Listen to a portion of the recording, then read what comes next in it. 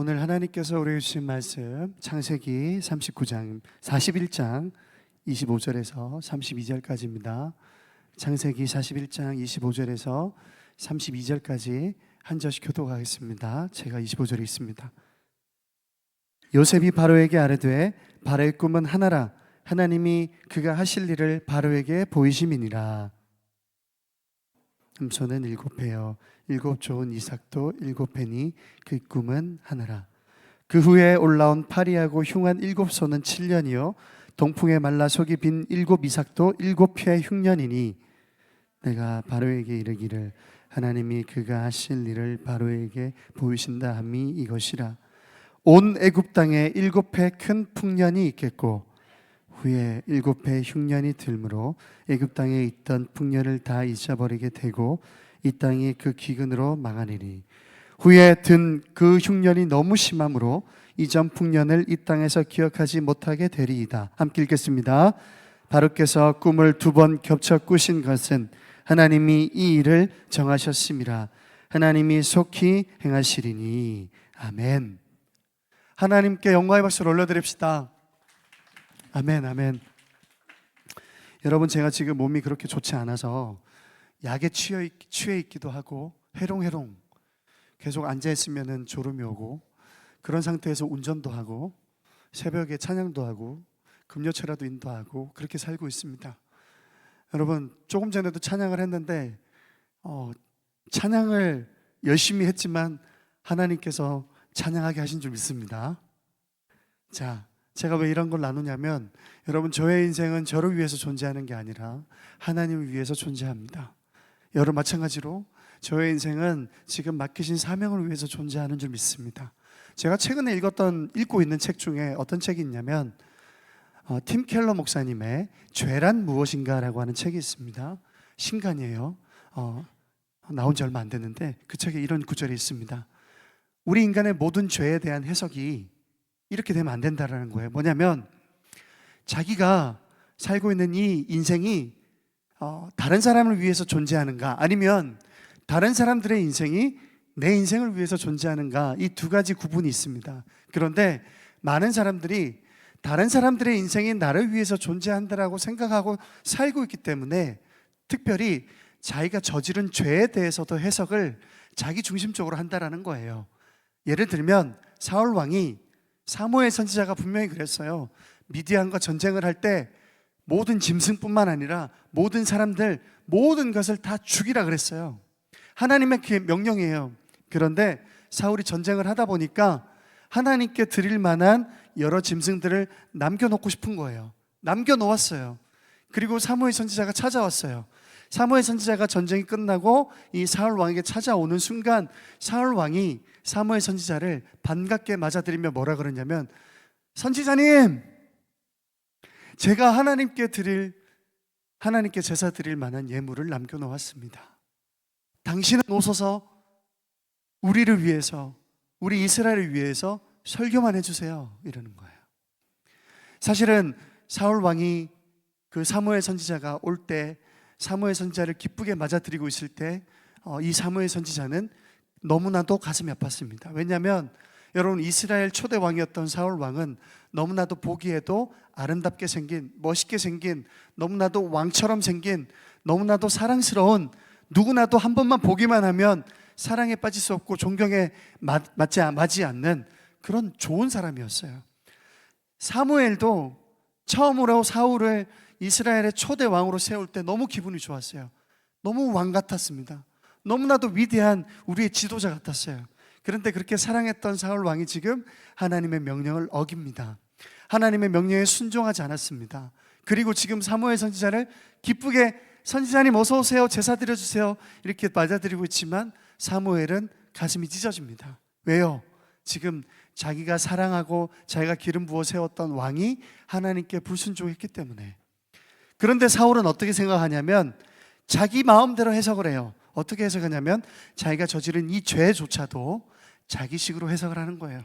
뭐냐면, 나는 사무엘이 나에게 이야기한 것을 다 지키진 않았지만 그러나 99%는 순종했어.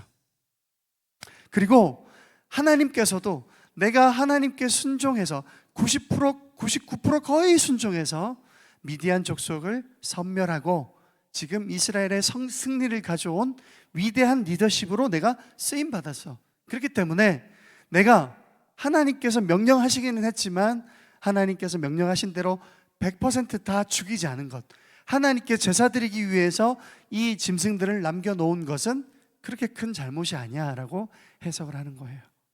여러분, 자기 삶을 자기 중심적으로 해석하는 것이 이렇게 위험합니다. 그런데 여러분, 오늘 이 사울 왕과 다른 사람이 한 명 있어요. 누구냐면 요셉이에요. 요셉도 처음에는 하나님께서 꿈을 꾸게 하셨을 때 그 꿈을 자기 중심적으로 생각했습니다. 하나님께서 나에게 꿈을 주셨구나, 이건 나의 꿈이야. 그래서 너무 신나서 형들에게 이야기했어요. 너무 신나서 아버지에게 이야기했어요. 여러분이 혹시 그 이집트 왕자 2 요셉 이야기에 대한 영화를, 애니메이션을 보셨는지 모르겠지만 여러분, 요셉이 처음 꿈꿨을 때 너무 기분 좋았습니다. 거기에 처음 소년으로 그려지고 있는 요셉의 모습이 어떻게 여러분이 생각되는지 모르겠지만 요셉은 적어도 처음에 꿈을 꿨을 그 소년 당시에는 이 꿈이 나의 꿈이다 이렇게 생각했어요. 그런데 여러분, 요셉이 오늘 본문에 함께 읽었던 본문에 등장하는 요셉이 바로의 꿈에 대해서 해석을 할 때 뭐라고 언급하냐면 25절에 보면 이 꿈은 하나님이 그가 하실 일을 바로에게 보이심이니이다 이렇게 해석하는 거예요. 자, 이 꿈의 주인공은 누구예요? 바로 당신의 꿈이 아니에요. 하나님이 하실 일을 당신에게 보여주는 거예요 라고 해석하고 있어요. 뿐만 아니라 28절에 보면 또 이렇게 이야기합니다. 내가 바로에게 이르기를 하나님이 그가 하실 일을 바로에게 보이신다 함이 이것이라 이렇게 이야기를 해요. 또 그러죠? 그리고 뿐만 아니라 32절에 보면 이렇게 이야기를 합니다. 바로께서 꿈을 2번 겹쳐 꾸신 것은 하나님이 이 일을 정하셨습니다. 우리 큰 소리로 따라서 한번 선포합시다. 하나님이 이 일을 정하셨습니다.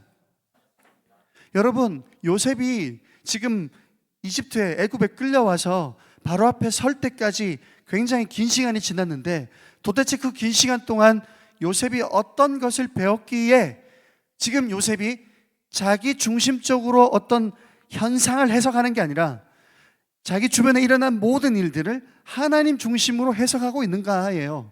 여러분, 어떤 것을 배웠기 때문에.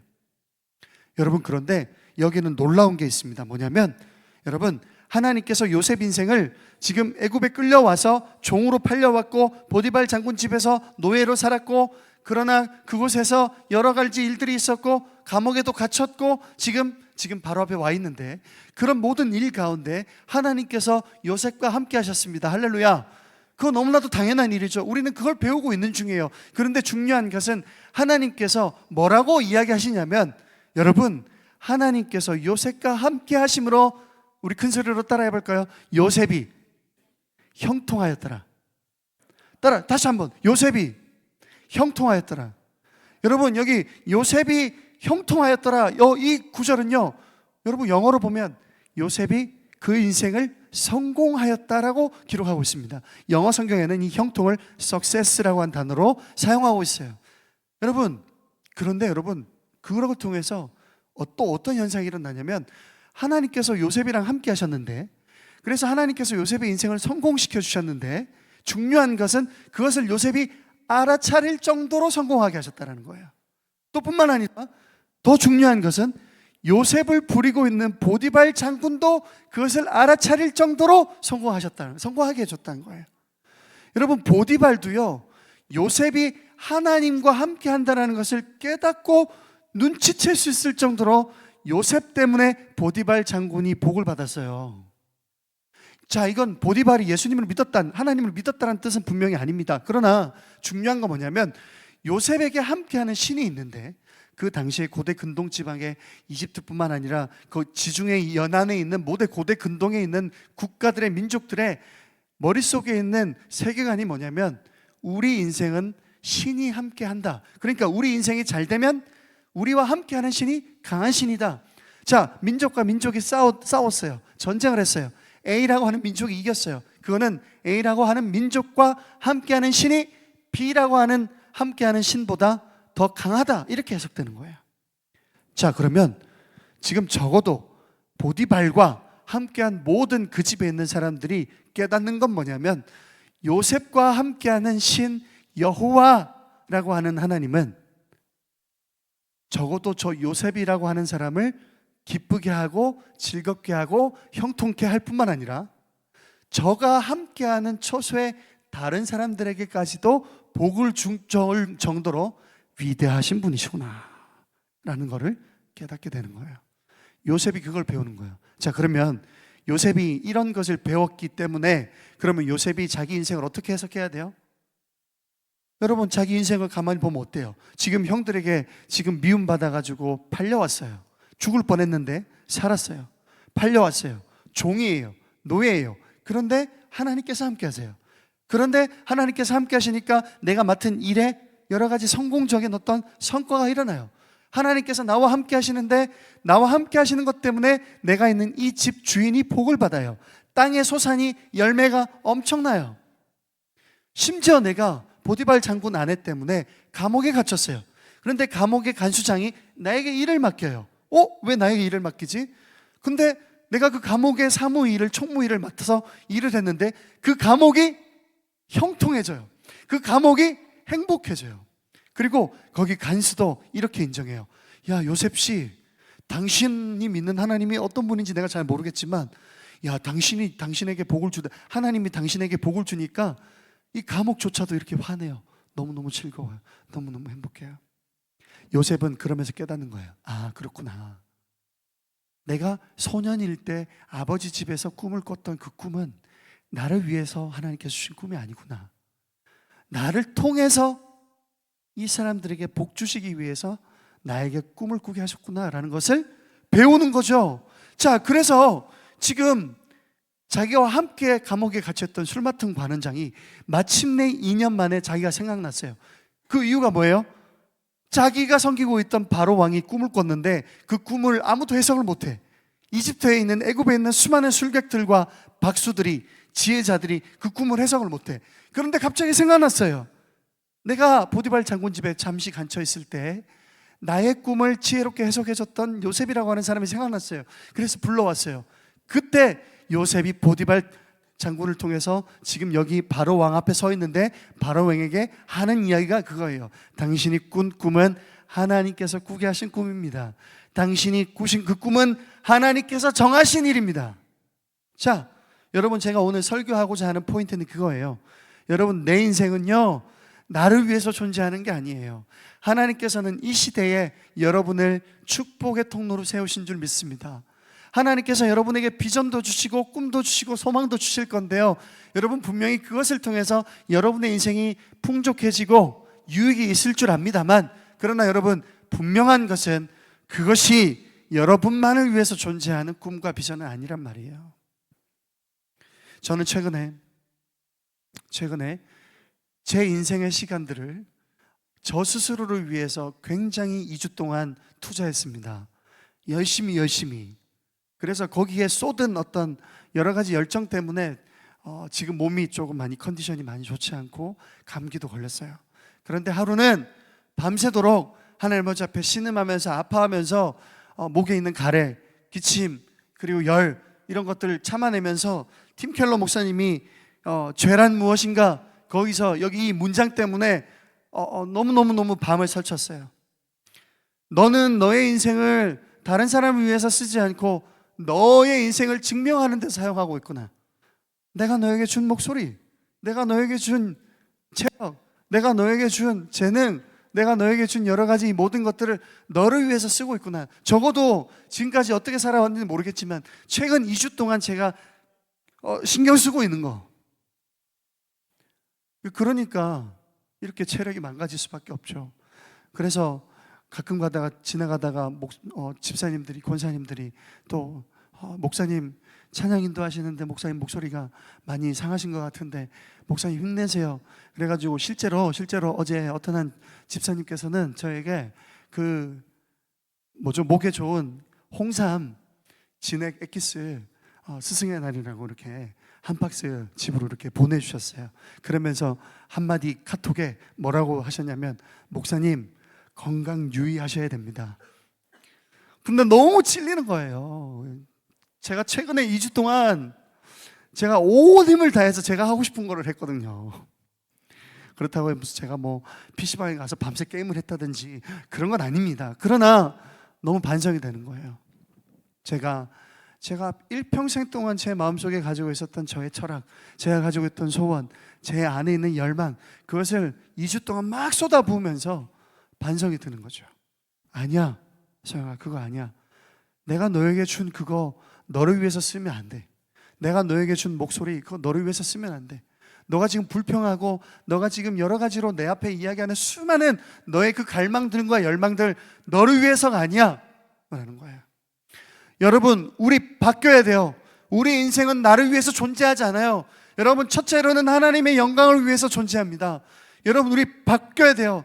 우리가 살아가는 이 삶의 중심의 핵심 세계관이 달라져야 돼요. 여러분, 그래서요, 우리는 우리 인생에서 일어나는 수많은 일들을 어떻게 해석해야 되냐면, 여러분에게 좋은 일이 일어납니까? 아, 하나님께서 나에게 복 주시는구나가 아니라, 아, 하나님께서 이 일을 통해서 나에게 하게 하실 일이 있으시구나 라고 해석해야 돼요.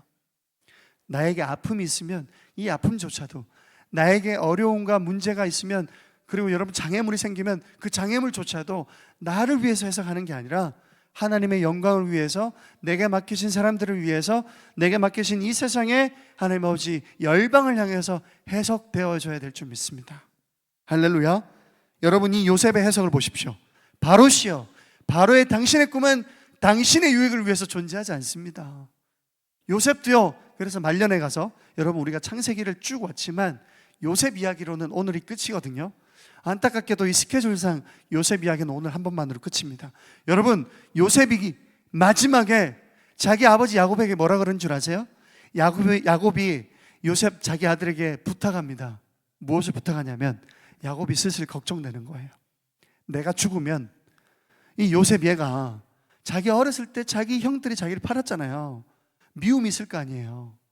그걸 복수하고 싶을 거 아니에요. 근데 지금은 아버지가 살아있으니까 안 그런 척하고 이렇게 있는데, 지금 또 요셉은 뭐예요? 지위가 뭐예요? 애굽의 총리란 말이에요. 그러면 애굽의 총리라고 하는 지위로 이 요셉의 형들을 요셉이 충분히 벌 줄 수 있단 말이에요.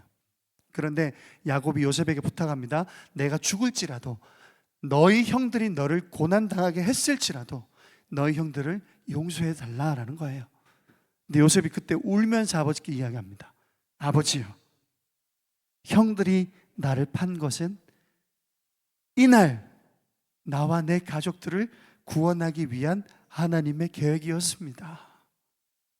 할렐루야. 여러분, 그래서 우리 인생은 어떤 짧은 순간에 해석하면 안 돼요. 잠시 기다려야 돼요. 그리고 하나님께서 이 일을 통해서 나에게 어떤 역할을 맡기시는지 주목해 봐야 돼요. 무슨 말인지 아시겠어요, 여러분? 그래서 여러분, 우리는 결국에 우리 인생을 통해서 어떻게 해석되어져야 됩니까? 하나님께서 내 인생을 이끌고 계시는구나. 제가 이거 하나만 간증하고 여러분 설교를 마칠 겁니다. 찬양팀은 앞으로 나오세요. 제가요, 한 10몇 년 전에 안양에서 사역할 때, 안양에서 사역하는 그 교회 목사님이 저를 굉장히 괴롭혔어요. 어떤 면에서 괴롭혔냐면, 교회 앞에 화분이 되게 많은데 천사의 나팔꽃이라고, 여러분 그 우리나라 토종꽃은 아니고 굉장히 잎이 크고 정말 큰 꽃들이 있어요. 근데 그 꽃이 여름에 물을 굉장히 많이 먹어요. 이 커다란 바켓으로 물을 1시간에 한 번씩 줘야 돼요. 근데 여러분, 그 물 주는 사람 아니잖아요, 저. 근데 그 교회 담임 목사님이 저 꽃이 시들 때마다 저를 굉장히 혼냈어요. 야, 너가 정말 하나님의 일을 하는 거 맞냐? 굉장히 스트레스를 줬어요. 그래서 실제로 많이 혼났어요. 근데 혼날 때 그 당시 제가 30대 초중반이었는데, 혼날 때마다 생각나는 게 집에 있는 하엘이, 집에서 1살 2살 된 하엘이와 아내가 생각나는 거예요. 내가 이렇게 화분에 물 안 준 것 때문에 혼날 사람이 아닌데, 나도 한 집안의 가장인데, 나 목회하려고 왔는데 그런 자존감 너무 낮아지는 거예요. 근데 여러분, 나중에 제가 사역하면서 깨달은 것 중에 하나가 뭐냐면 지난번 교회에서 제자교회가 저기 가평에 가면 비전센터가 있어요. 축구장이 있습니다. 800평 축구장. 잔디를 깎는 일을 목사님들이 했거든요. 2주에 한 번씩 들어가가지고. 근데 잔디 깎는 게 너무 재밌는 거예요. 야, 내 천직이다, 천직. 내가 나중에 호주, 뉴질랜드에 이민 목회하는 게 꿈이라서 나중에 가면은 목회하다가 심심하면 잔디 깎아 되겠다. 근데 여러분, 다른 목사님들은 욕하는 게 아니고 다른 목사님들은 입이 삐쭉 나와요. 내가 목회하러 왔지. 내가 이렇게 2주에 한 번씩 여름에 땀 뻘뻘 흘리면서 잔디 깎으러 왔냐. 근데 나는 잔디 깎으러 가는 게 행복했어요. 그러면서 저는 어떤 인사이트가 생기냐면, 여러분 저기 강원도에 가면 예수원이라고 하는 기도원이 있습니다. 개신교 기도원인데 거기에 이렇게 적혀 있어요. 노동이 기도요, 기도가 노동이라. 여러분, 저 바꿔서 해석합니다. 노동이 곧 목회고요, 목회가 곧 노동이에요. 여러분을 위해서 분리수거할 수 있고요, 여러분을 위해서 애써서 운전할 수 있는 거죠. 여러분, 새벽에 차량 운행하는 거 왜 목사님들한테 차량 운행 시키냐 그렇게 말씀하시는 집사님들이 있지만, 여러분, 우리 진건 늘푸른 진건교회에서 새벽 차량 운행 하잖아요. 진접적으로 제가 왔다 갔다 하면요, 여러분, 새벽 차량 운행 딱 끝내고 저희 집 쪽으로 의정부로 쫙 올라갈 때요, 여러분, 4호선 있잖아요.